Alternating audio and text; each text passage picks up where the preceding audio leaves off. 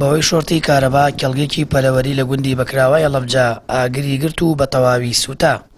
سەرپەرشتیاری کەڵگە پەلەوەرەکە دەڵێت لە ماوەیەکی کەمدا ئاگر تەشەنەی سند و لە کۆنتڕۆڵ دەرچوو.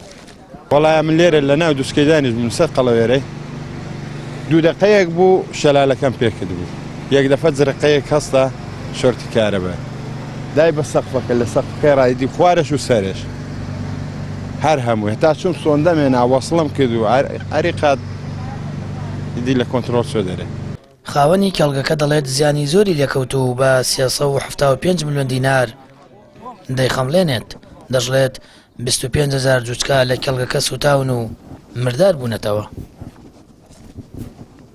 تەلەفۆناکە شۆرتی کارەبا بووە لە پشتۆ بووە فریان نەکەوتون سوتاوە 25 دەفتە زەرەرم لێکەوتووە 25,000 جوچکەی تیا بووە حەفەتەن علەفی تیا بووە بای 50 وەرەقە دەرمانی تیا بووە یعنی مەبلەغ باوەڕەکەی 26 دەفتەر 27 دەفتەرم سوتاوە.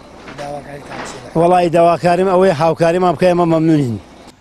بەرگری شارستانی دەڵێت پاژەوە یاگادار کراونەتەوە لە سووتانی ئەو کێڵگە تیمەکانیان گەشتونەتە شوێنی ڕووداوەکە. بەڵام بۆی بوونی مادی فوم ئاگرەکە خێرا بڵاو بۆتەوە و زیانی زۆری لە کێڵگەکە داوە. وتەبێژی بەرگری شارستانی هەڵەبجە دەڵێت بە دوواداچوون بۆ هۆکاری ئاگرەکە دەکەن.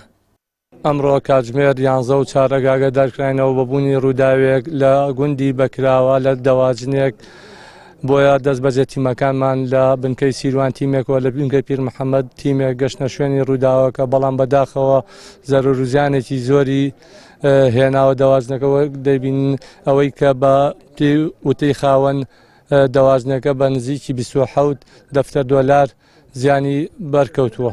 هۆکارەکە بەپی ئەوەی سەرەتاییەکان ئەکرێ بەهۆی کارەباوە بێ بەڵام ئێمە دواتر بە وردیە بێ بزانین ڕووداوەکە ئایا شۆرتی کارەبا بۆ یاخود غاز بووە ئەوە دواتر ئێمە بە لێکۆڵینەوە دەریەخین کە ئایا شۆرتی کارەبا بووە یاخود هەر هۆکارێکتر بووە. خاوەنی کێڵگەکە کەوەبەرێنەرێکی هەڵەبجەیە دەڵێت ماوەی ساڵێکە ئەو کێڵگەیی کردوتەوە داوا لە حکوومەت دەکات قەرەبووی زیانەکانی بۆ بکاتەوە. سامان فەتاح کەناڵی ئاسمانی پەیام هەڵەبجە.